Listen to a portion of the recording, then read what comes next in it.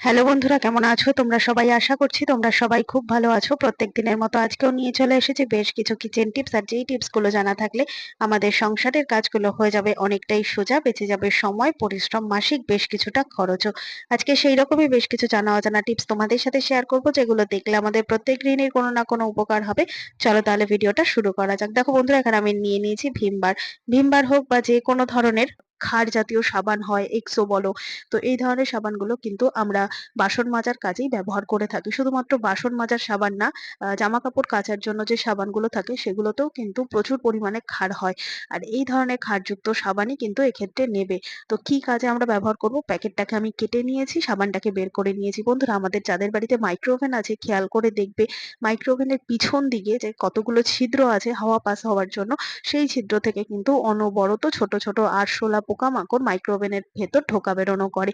তো যার কারণে কিন্তু অনেক সময় ভেতরের পার্টস অনেক সময় নষ্ট হয়ে যায়। সেক্ষেত্রে আমরা কিভাবে এগুলোকে বের করব? কেননা কোনো কিছু কেমিক্যাল যুক্ত স্প্রে কিন্তু এর ভেতরে ব্যবহার করা যাবে না। তার জন্য এই ক্ষারযুক্ত সাবান এইভাবে তোমরা মাইক্রোওভেনের ভেতর খুলে নিয়ে রেখে দাও।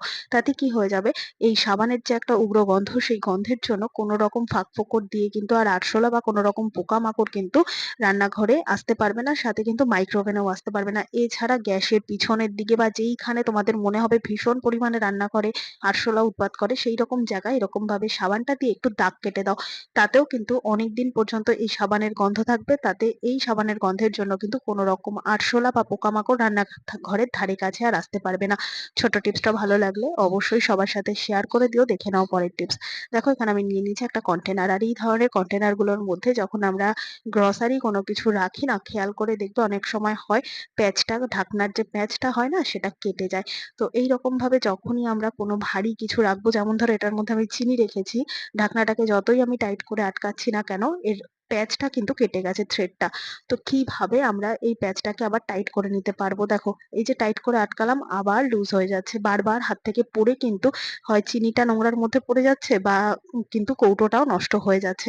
তো কি করব? এখানে আমি নিয়ে নিয়েছি, দেখো বন্ধুরা, মাইক্রোফোর টেপ। আর এই ধরনের মাইক্রোফোর টেপ যেগুলো তোমাদের ডাক্তারিদের তে যে টেপগুলো আমরা ব্যবহার করি না, সেই ধরনের টেপই কিন্তু এক্ষেত্রে নেবে। কোনো রকম সেলো টেপ বা প্লাস্টিকের টেপ ব্যবহার করবে না। আর এই ধরনের টেপগুলো না তোমরা মেডিসিনের দোকানে পেয়ে যাবে। তো মাইক্রোফোর টেপ বললেই হবে। এই ধরনের টেপটাকে এইরকম ভাবে এই যে প্যাচটা রয়েছে, থ্রেডটা রয়েছে, এই থ্রেডের মধ্যে দিয়ে দাও। তো একবার বা দুবার এরকম ভাবে পেঁচিয়ে দাও। তাতে কি হবে, থ্রেডটা যে লুজ হচ্ছিল সেই লুজ ভাবটা কিন্তু ঠিক হয়ে যাবে। তো এখানে আমি এক প্যাচ দিয়ে নিয়েছি, আর যদি পরে অসুবিধা হয় আরো এক প্যাচ দিয়ে নেবো। এবার যদি ঢাকনাটাকে টাইট করে আটকে নেওয়া হয়, তাহলে দেখবে বন্ধুরা, এই ঢাকনাটা কিন্তু আর কোনো রকম ভাবে খুলছে না। দেখো, টানাটানি করে খোলার চেষ্টা করলেও কিন্তু কোনো রকম ভাবে খুলছে না। এই যে প্যাচটা ছিল সেটা কিন্তু খুব সুন্দর মতো টাইট হয়ে গেছে।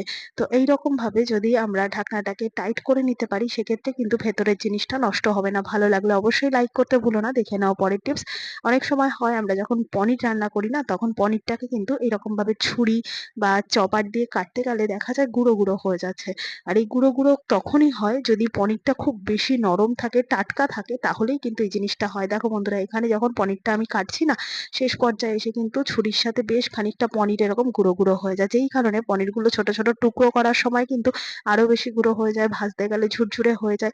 তো কি করব, যখন এরকম পনির আমরা ফ্রেশ পনির আনবো, এই সমস্যাটা কিন্তু হবেই। তো কিছু করার নেই, কিন্তু এই ছোট্ট কাজটা করলে অনেকটা কিন্তু আমরা রিলিফ পেতে পারি। তার জন্য যে ছুরিটা বা যে চপারটা দিয়ে আমরা কাটবো, তার গায়ে হালকা একটু ঘি মাখিয়ে নেবে। যদি ঘি না থাকে, একটু বাটার মোটা করে মাখিয়ে নেবে। তারপর যদি এই ছুরি বা চপারের সাহায্যে তোমরা পনির কেটে নাও, সেক্ষেত্রে দেখবে যে গুঁড়ো গুঁড়ো ব্যাপারটা লেগে থাকতো না ছুরির মধ্যে, সেই জিনিসটা কিন্তু হবে না। তো খুব সুন্দর মতো কিন্তু আমরা পনির ছোট ছোট টুকরো করে কেটে নিতে পারবো, কোনো রকম গুঁড়ো গুঁড়ো হবে না। আর এই গুঁড়ো গুঁড়ো না হওয়ার কারণে কিন্তু সুন্দর মতো আমরা যখন পনিরটা ফ্রাই করব, তখন কিন্তু তেলের মধ্যে পুরো গুঁড়ো গুঁড়ো হয়ে যাবে না। তো দেখতে পাচ্ছ বন্ধুরা, কত সহজেই কিন্তু পনিরটা কাটা হয়ে যাচ্ছে, আর একেবারেই কিন্তু কোনো রকম পনিরটা গুঁড়ো হয়ে যাচ্ছে না। তো একটুখানি ঘি বা একটুখানি বাটার কিন্তু তোমরা এভাবে ব্যবহার করবে। টিপসটা ভালো লাগলে বন্ধুরা প্রত্যেক মহিলার সাথে শেয়ার করে দেবে, যাতে প্রত্যেকের উপকার হয়। চলো দেখে নাও পরের টিপস। আমরা যখন বাইরে কোথাও ঘুরতে যাই ট্রাভেলের সময়, এই ধরনের ছুরি, চাকু, পিলার, এই ধরনের যদি কোনো কিছু দরকার পড়ে, এগুলোকে কিন্তু আমরা নর্মালি ব্যাগের মধ্যে ভরে নিই। কিন্তু খেয়াল করে দেখবে বন্ধুরা, যেহেতু এর মাথাগুলো এতটাই ধারালো হয়, ব্যাগ থেকেও কিন্তু ছিদ্র হয়ে গিয়ে কোনো না কোনো ভাবে বাইরে লাগতে পারে। তো এইভাবে কিন্তু কখনোই এটা নেওয়া উচিত হবে না। তাতে কিন্তু অন্যান্য মানুষদেরও কিন্তু অসুবিধার সৃষ্টি হতে হতে পারে। তার জন্য এখানে আমি নিয়ে নিয়েছি ছোট্ট একটা নেটের ব্যাগ। আর এই ধরনের নেটের ব্যাগ হোক বা নেটের যেকোনো ধরনের একটু মোটা কাপড়ের ব্যাগ তোমরা নেবে। তো মোটা কাপড়ের ব্যাগ নিলে কি হবে, এর মাথার দিকের যে ছুঁচালো অংশটা সেটা কিন্তু আর অতটা অসুবিধার মধ্যে পড়তে হবে না। তো সমস্তটাকে এরকম ভাবে নেটের একটা ব্যাগের মধ্যে ভরে নিয়েছি। এবার দেখো বন্ধুরা, এর যে মাথার দিকের ধারালো অংশটা ছিল না, সেটা কিন্তু নেটের ব্যাগটা পুরোপুরি প্রোটেক্ট করছে।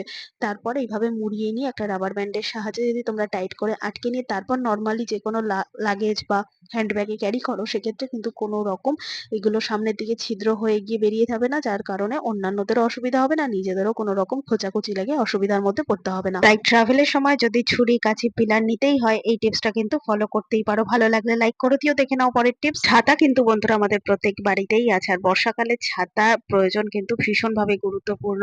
কিন্তু অনেক সময় দেখবে ছেঁড়া বা ভাঙা ছাতা যদি ঘরে থেকে থাকে, সেটাকে কিন্তু কোনোভাবেই আমরা আর ব্যবহার করতে পারি না। ছেঁড়া ছাতা হোক কিংবা ভালো ছাতা, আজকের এই টিপসটা কিন্তু দুরকম ছাতার জন্যই। তো প্রত্যেকের বাড়িতে ছাতা রয়েছে, আর এই টিপসটা কিন্তু বাড়িতে যদি ছোট বাচ্চা থাকে তাদের জন্য ভীষণই গুরুত্বপূর্ণ একটা টিপস। তো দেখো কি করছি এই ছাতাগুলো দিয়ে। এখানে আমি নিয়ে নিয়েছি এরকম একটা ছাতা, আর ছাতাটার অবশ্যই হাতলটা যদি এরকম একটু হুক মতো হয়, সেটা কিন্তু ভীষণই কার্যকরী হবে। তো এটাকে কোথায় রাখলাম, এটা আমি খাটের স্ট্যান্ডের মধ্যে টানিয়ে দিলাম। তোমরা ঘরে বা বাইরের দিকে যে সমস্ত দড়িগুলোতে আমরা জামা কাপড় মেলি, সেই দড়িতে কিন্তু এভাবে ঝুলিয়ে দিতে পারো। এরপর এই দড়ির মধ্যে যে ছাতাটাকে আমরা ঝুলিয়ে রেখেছি বা খাটের স্ট্যান্ডে, এই ছাতাটাকে মধ্যে আমরা কি করব, এরকম বেশ কিছু ছোট ছোট জামা কাপড় কিন্তু ছাতার মধ্যে মেলে দিতে পারবো। কেন ছাতার মধ্যে মেলবো, দেখবে বন্ধুরা বর্ষাকালে কিন্তু ভীষণ পরিমাণে বৃষ্টি হওয়ার জন্য বাইরের দিকে আমরা কোনো জামা কাপড় মেলতে পারি না। আর যাদের ঘরে কোনো রকম রড আয়রনের ক্লথ স্ট্যান্ড নেই, তাদের কিন্তু জামা কাপড় মেলতে ভীষণই কষ্ট হয়। যদি ঘরে ছোট বাচ্চা থাকে তাদের তো ভীষণই কষ্ট হয়, কেননা তাদের কিন্তু অল্পতেই অনেক জামা কাপড় হয়ে যায়। বিশেষ করে বর্ষাকালে তো বাচ্চারা বারবার টয়লেট করলে অনেক জামা কাপড় বেরিয়ে যায়। তো সেই সমস্ত জামা কাপড় দেখবে আমরা এদিক ওদিক দড়ি টানিয়ে বা খাটের স্ট্যান্ডে মেলে দেওয়ার পরেও বেশ কিছু জামা কাপড় থাকে, বাচ্চাদের ধরো স্কুল ড্রেস বা মোজা, এগুলো শোকাচ্ছে না আর জায়গাও নেই। তো সেক্ষেত্রে কিন্তু আমরা এরকম ছাতার মধ্যে বেশ 8টা কি 10টা আমরা জামা কাপড় মেলে দিতেই পারি। ঘরের মধ্যে পাখা চালিয়ে রেখে যদি এইভাবে আমরা মেলে দিই, সেক্ষেত্রে কিন্তু সমস্ত জামা কাপড় খুব সহজেই শুকিয়ে যাবে। তার জন্য আমাদের আলাদা করে তো দড়ি টানানোর দরকার পড়বেই না। সাথে এক্সট্রা যদি কোনো জামা কাপড় থেকে থাকে যেগুলো কিনা আমাদের দড়িতেও টানানো যাচ্ছে না, সেক্ষেত্রে কিন্তু অল্প জায়গার মধ্যে আমরা খুব সুন্দর মতো, ঘরে যদি 4-5টা ছাতা থাকে, 4-5টা ছাতার মধ্যেও কিন্তু এক্সট্রা বেশ কিছু জামা কাপড় এভাবে মেলে দিয়ে শুকিয়ে নিতে পারবো তৎক্ষণাৎ। আর যাদের বাড়িতে ছোট বাচ্চা আছে তাদের জন্য কিন্তু ভীষণই গুরুত্বপূর্ণ হবে এই টিপসটা। তো আশা করছি আজকের সমস্ত টিপস তোমাদের কাজে দেবে। ভালো লেগে থাকলে লাইক, কমেন্ট, শেয়ার করে পাশে থাকবে। আর আমার এই ভিডিওটা তোমরা কে কোথা থেকে দেখছো কমেন্ট করে জানাতে ভুলবে না। আর ঘরে যদি ছোট বাচ্চা থাকে কিংবা আত্মীয় স্বজনদের মধ্যে ভিডিওটা শেয়ার করে দেবে, যাতে প্রত্যেকের উপকারে আসে। দেখা হবে আবারও অন্য কোনো ভিডিওর সঙ্গে। ধন্যবাদ।